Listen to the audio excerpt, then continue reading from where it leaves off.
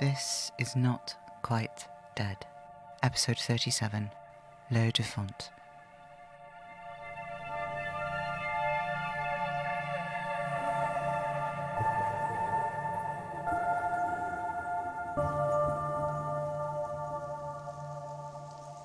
It has been 3 days since we brought Casper home. 3 days. You have not said a word, you are just lying there. You won't even speak to your little machines. All of that bullshit about keeping a record goes out of the window the moment you feel like shit, eh? Oh. You talk about leaving a meaningful record, but all those slow descriptions of Casper moaning and gasping under you, that doesn't sound very scientifically pertinent. You won't talk to me directly? Fine. Moi, les feux auditeurs will keep each other company, no? Although I have had to take a second one. The first one kept buzzing. I could feel it in my jaw. Thank you too. If you would just speak to me, mon relais. But then I suppose that would make things too easy. Casper is dead. How is it that you... Will you not... Please... Is dead. Holding on to him like he... But Alfie, he is gone. There is nothing inside that shell that you cling to like a raft at sea. He cannot help you, and if you don't do something, you are going to drown. I can't stay, I cannot. It is too much. It is possible that I could convince you to go to Fonte if I promise to sit with Casper. There are some traditions, you know, where the dead cannot be left alone. Traditions as old as I am. I will sit with him if it helps you, if that is what you want. But I don't think that what you are doing is mourning. It does not seem like mourning. It seems like something else. I hear you whispering to him. It strikes me again and again that I do not know you. I smell your blood. I know you are trying to feed him. What kind of creature have you become? Is this my doing, Casper's? Or is this who you always would have been? Every day I feel I am begging you to let him be dead, but you just... You cannot allow it. It is like the concept itself escapes you and reality reshapes in front of your eyes so you can keep clutching his corpse and have it still feel like your lover. Like he is anything anymore. He is not. Casper is nothing now. He only was. What can I tell you about him? I thought that is what these days would be. That we would wreathe him in flowers and wrap him in the earth. Make a little garden we can return to if we want to be near the dirt that once was part of him. I thought that we would sit together and you would tell me who he had become in those years since I had seen him last. I know a little from the tapes, but there is so much you did not explain. So many details that you left out. His hair, Alfie, he used to wash it with eggs and lemons to make it shine. Did you know this? He would rub oil into the strands. Almond, olive, cedar, whatever was around and abundant. Once Casper and we went to Brazil to meet a vampire who had claimed that he had made a drink which would cure vampires of the damage caused by sunlight. It was just pig's blood mixed with whatever vampire blood and spit he could find. We drank it and it made us horribly sick. It took 6 months for us to feel ourselves again. And as soon as we did, Casper insisted that we still had to try it, to see if despite the sickness, we could be out in the sunshine longer without being hurt. And so we sat up and watched the dawn. How beautiful it looked. Of course, within a few minutes, Casper was covered in pale freckles, which got darker every moment. He did look lovely, though, in the sunlight. I had to trick him to get him to come back inside. He told me once about the day that he fell in love with architecture, a summer's day in Prague, when he was a boy. It had been overcast all morning, the sky gloomy grey, threatening to rain. As he crossed Kameny Most, just a step behind his father, though, the clouds broke and lit the water so it looked like it was made of molten silver, and all the houses on the riverbanks glowed in shades of gold. The bridge tower with its excessive details, its dramatic sloping roofs clawing its way towards the sun. He said he felt then, looking at the tower, that the buildings were not simply sheltering from the elements, but about climbing towards God. He loved old monuments, pyramids and towers, anything that climbed. Always there was a sense of him reaching, grasping at something just out of reach. I think maybe that is what I saw in him. Maybe I mistook that longing inside of him for some kind of aspiration. I hoped perhaps I was trying to raise himself up out of the gutter, but actually, I think he just liked to look up.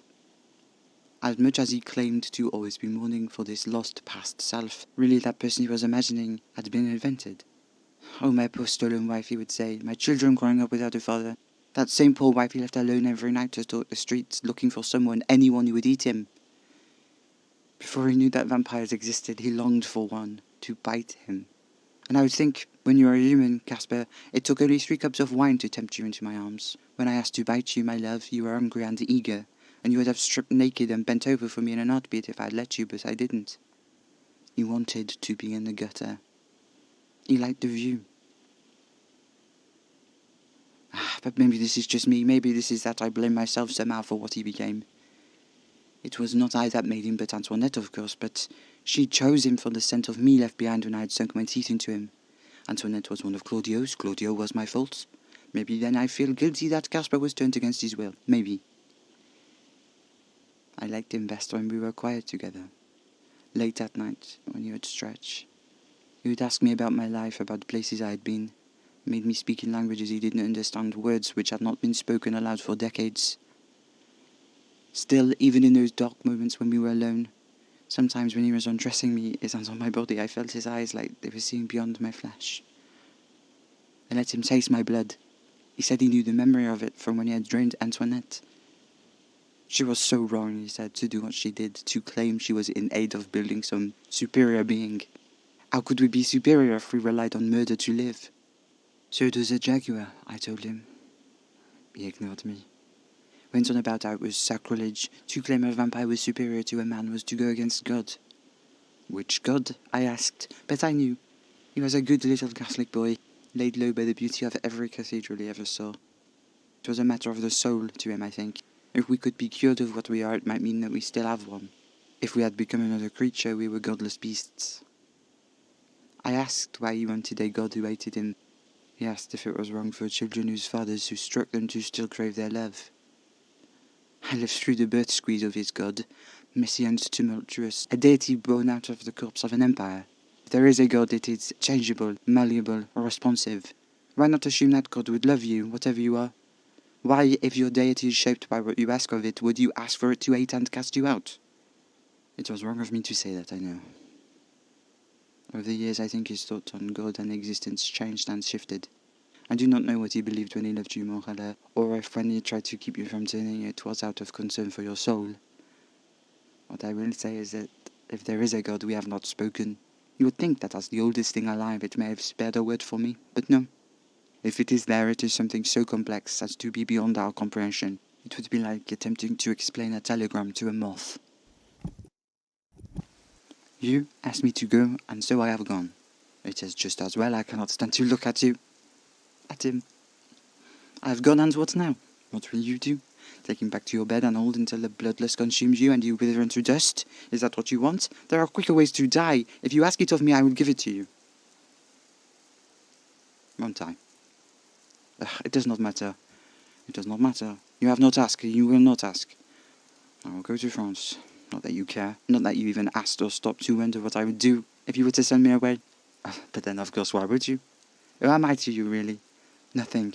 I saved you, I cared for you, yes, but I don't know you. You don't know me, not really. We have had such a short time together. You knew Casper and he told you nothing about me. Why should you care? I could go anywhere, I could do anything.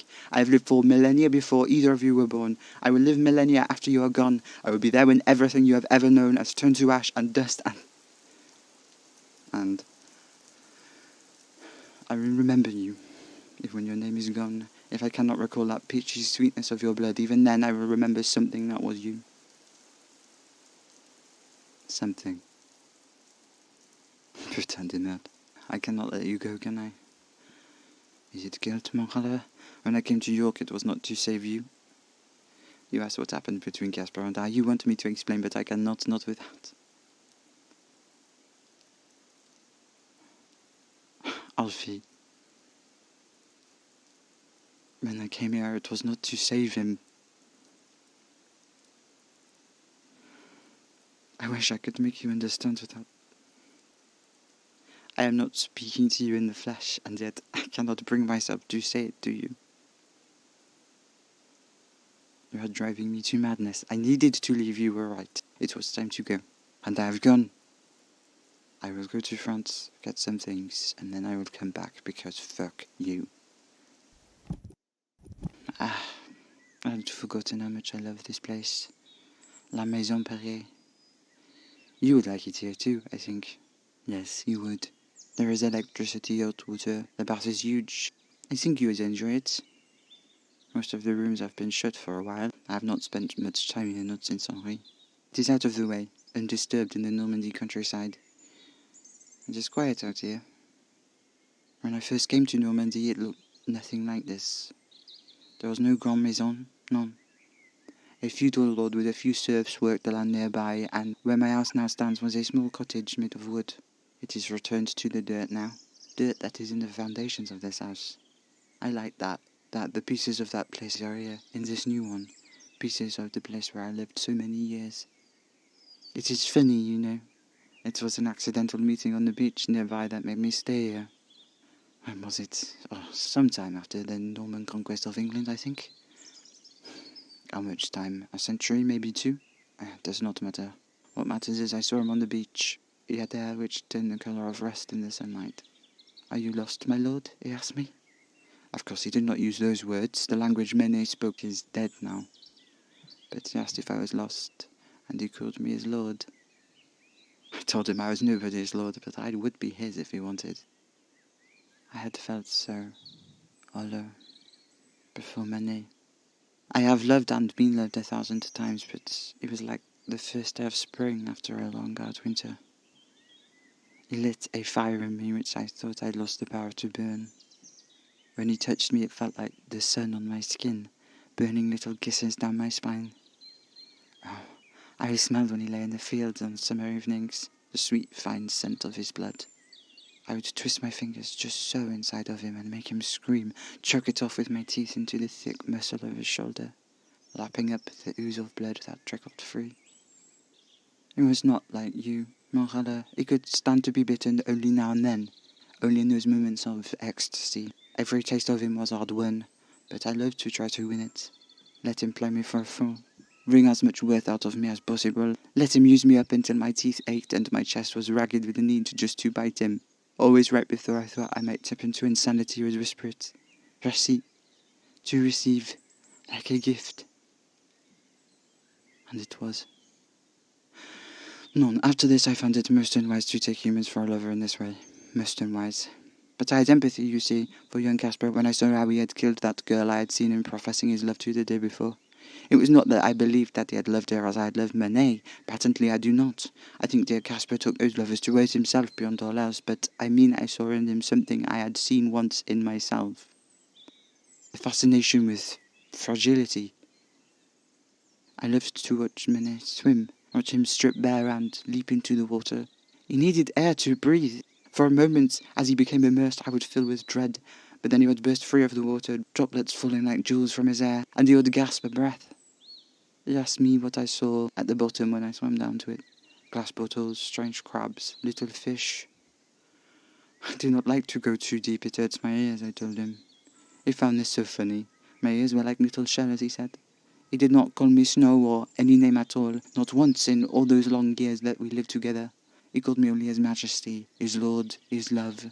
I was his, that is all, and I felt it.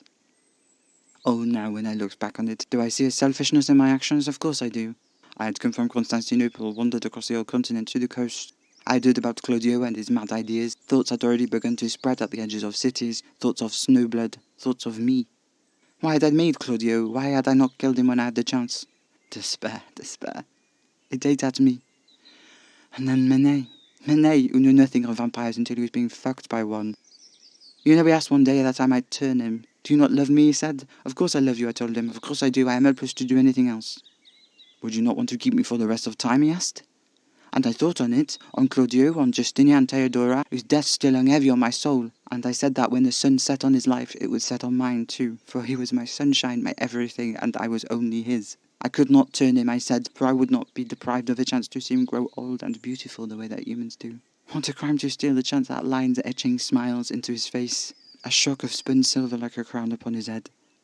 But you will be young forever, my dearest, he said, and I told him I was not young, and youth is something I do not have the gift of even remembering, though I might wear a mask of it, and that is a crime too. And for some years this was the way. I would see new crinkles around his eyes, see the way scars formed and changed. But he was not old when I lost him. They came in the night. There were 6 of them. I could smell them before they came. In their blood, Claudio. I found Manet. Tried to make him flee, but he told me no. I must take his niece first, just 2 years old. Mistake. I hid the girl in the hills, ran back to him as fast as I could. He had fought the vampires. Many had been attacked, but only a handful killed. Manet was chewed, bitten, hacked with knives and teeth, but they barely touched a drop of his blood.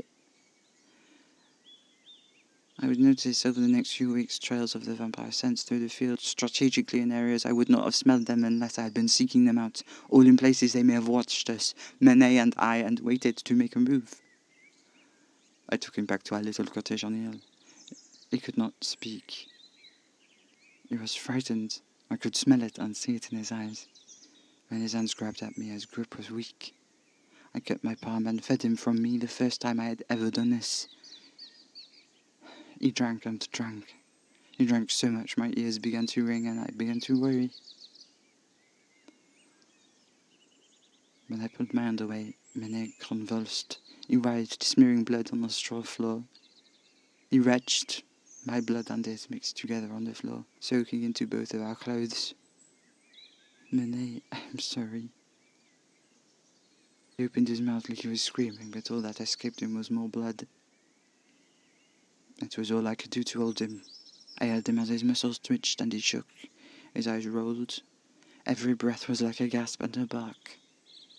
Finally, after too many hours, he was still. Still I held him. The heat seeped out of him. The sun rose and set, and rose and set, and rose and set again. Blood pooled in his limbs, turned the backs of his arms and legs the colour of bruises. His eyes, open shot with blood, staring at me, turned cloudy. When I could not see the warmth in their brown anymore, I set him down. I went out to the small yard and drew a bucket from the well.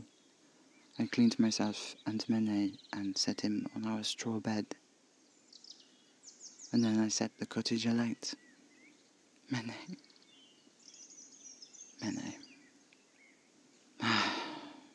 Someday, mon chaleur, you will understand it. Someday I will talk about Manet and you will talk about Casper, no? And we will love them in the past tense. Oui. For the first time in its existence, coming back to England feels like a relief. I've been worried about you. I wanted to ask you to come here, but all you want is to lie with that dead thing we both used to love. Fuck. I am scared to ask you to bury him. Scared that you will say no. But I need it. I need it to end. I cannot live with seeing you willfully killing yourself to stay beside him. How much more can I intervene, Alfie? Where are the lines and how many do I cross before I lose you entirely? Am I violating some treaty between us if I come to you before your life is at risk? There is so much you do not know, so much you do not understand about me, about Casper, about why I came when he called. Perhaps you are already lost. Perhaps I never had you. Yes, that is it. You know nothing about what I am. You love me only because I was there, like a duckling imprinting on whatever is present as it hatches. If it were not me, it would have been someone else. Except that if I had not found you, you would be dead. Ah, je m'excuse.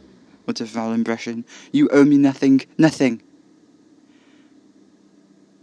I will not use my choice to save you, against you. How vile of me to even... I feel desperate. Tellement, I want. You see what you are making me fucking impossible.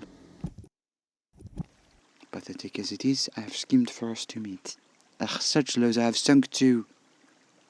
But you have been coming to the city now for some days, and I do not think you have yet noticed my presence.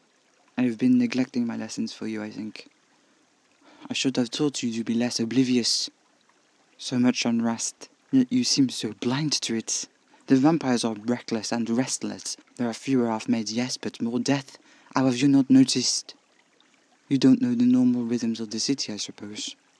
You would not know how different these streets smell now, how many more of us there are acting out, causing chaos. This I can understand, but me? You know me. Why do you not notice my presence? Why do you not seek me out when you ought to? Did Casper tell you about the vampire killed in Siberia, not long after he killed Antoinette? This was after the first time I had sought him out, but it was not until after the incident in Siberia that my interest was truly sparked. When we had first met, after his turning, I had thought him unremarkable despite his good looks. Irritably melancholy, I thought. Then he went to Siberia, and there was begged for help by a young vampire who had been made just weeks before. The young vampire was half frozen, missing his arm, at risk of losing his feet. He would have succumbed to bloodlust, except that, in such low temperatures, it takes longer for this to set in. Casper thought that was why she did it. The vampire made this stray thing that Casper had rescued from the snow. She was old. Not as old as me, but perhaps as old as Claudio. We don't know because Casper did not ask. Her blood, it was entirely different to anything else Casper had tasted, and yes, when I drank him, I could tell from what traces of her remained in him that she was not of any lineage that I knew. I needed a cleaner sample to trace her better, but Casper, of course, he drained her dry the moment he saw what she had been doing. She had built a system of tunnels into the ice, inside small pens where she kept humans and half-maids. Not full vampires, though. There was only a stack of their frozen bodies, dissected, pulled apart. From the sight of their faces, Casper had guessed some of them to be alive when she had pulled their insides outside of them. But most intriguing to Casper was how she had selected humans with different scents that Casper had recognized, distinct ones, groups, things that you would now call blood types. Casper had an excellent nose. He would go to society parties, smell out humans who seemed perfectly healthy at a glance, but contained within them some quirk of construction which caught his interest.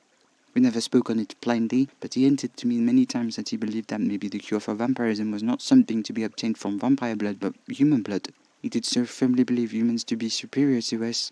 I believe his friend, who we now know as Bonham, I believe one of the things he enticed our Casper in with was his interest in a panacea that could come out of the blood.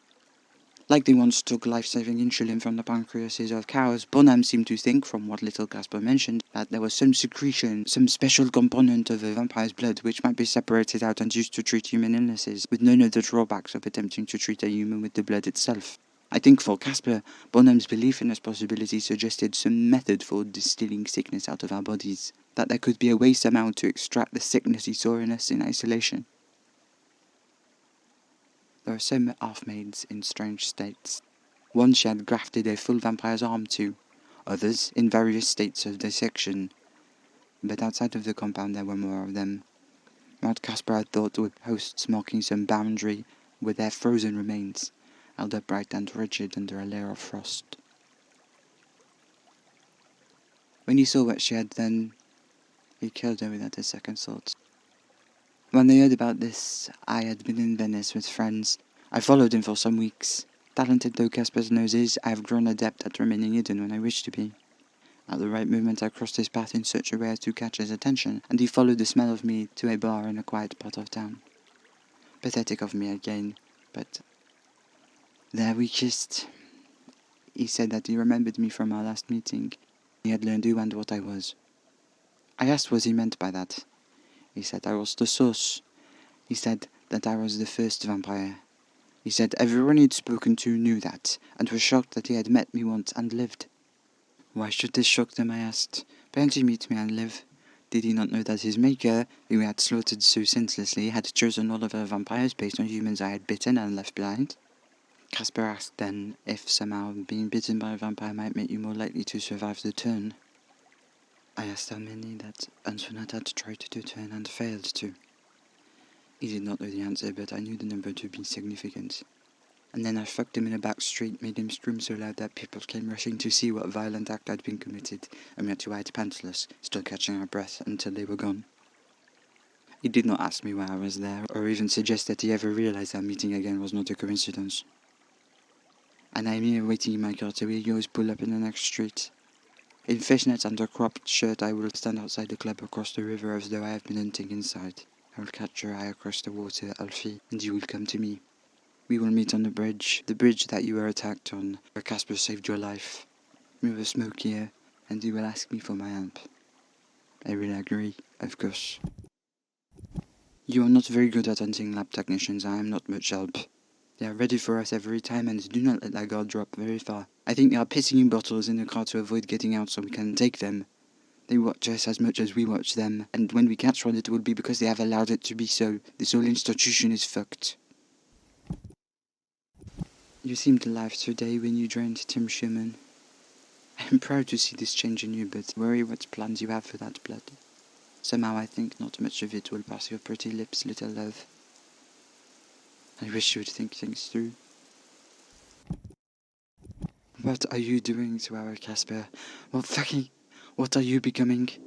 Perhaps I did not know what you were to begin with. Perhaps it is unfair of me. I am trying all I can, but it is raising things in me. Things about Manet, about Claudio, of course about Casper himself. Whatever he made himself out to be, Alfie. Think back to the moment you met him, what he was doing. My love, I had not come to York to offer Casper my help. But whatever is our peace, he would not have wanted this for himself. I don't know how to help you move on. I cannot stand to watch another man I care about slide into madness, desperate for a cure for something which has none. But what else can I do? Why did I come back to you? Why? You have sent me away again, and like a bad dog I have gone. Is this wise? I do not know. You were right to say what you said. I have not been right for many years. Not since Claudio, really. There has been a rage inside of me. I am looking always for purpose, and feeling always a looming threat. What if it happens again? Some vampire is my fucking responsibility decides to start a war in my name. What then? It weighs so heavy on my heart, Morale, that fear. I'm sorry I did not have an answer to your question. Why do I come back for you? What do I want from you?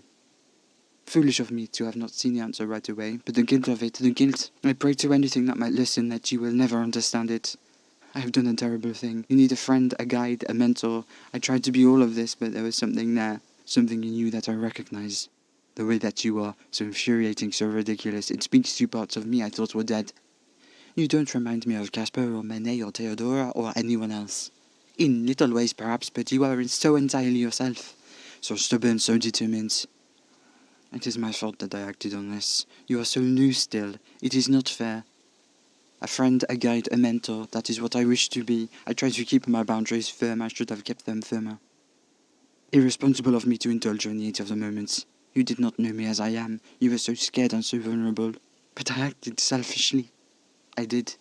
I should have stopped you, but I did not, and it is my fault. Every time we speak now, you are so much stronger, so much more yourself. Every time I see you standing on your own, it hits me again. You are so full of fire, my little love. Mon bijou flamboyant. You are right to send me away. I am wrong to want to stay, wrong not to look beyond this, wrong to try to tell you how to live. There is still so much which you are so blind to. How is it that you do not see? You talk sometimes about other vampires, the squalor you have seen them living in. You speak of them solely as victims, and perhaps you are right, but they are all around you, living beings, hunting, killing on the streets which you call home. Your focus is so narrow, so fixed on Casper and Bonham that even when you talk about things like how vampires need change and institution, it is always through the lens of saving us from that one threat. You do not understand the nuance, the implications, the ways in which that violence acted out on us ripples outward. How at risk we truly are when we are on the verge of exposure. I used to dream of that long, long ago. My first glimpse at an hope for this I thought was in Casper, and that hope was misplaced. Don't make a fool of me the way he did, Morale, I beg you. It all feels so much clearer now that I have gotten the answer to your question. What do I want from you? Anything that you are willing to give me. And when you call, I will come back to you because you have begun to feel like home.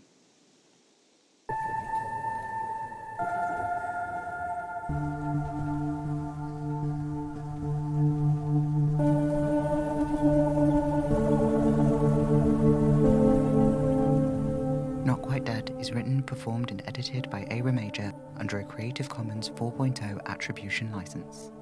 You can support the show and get early access to new episodes by going to patreon.com/Hanging Sauce Studios. Live, laugh, bite.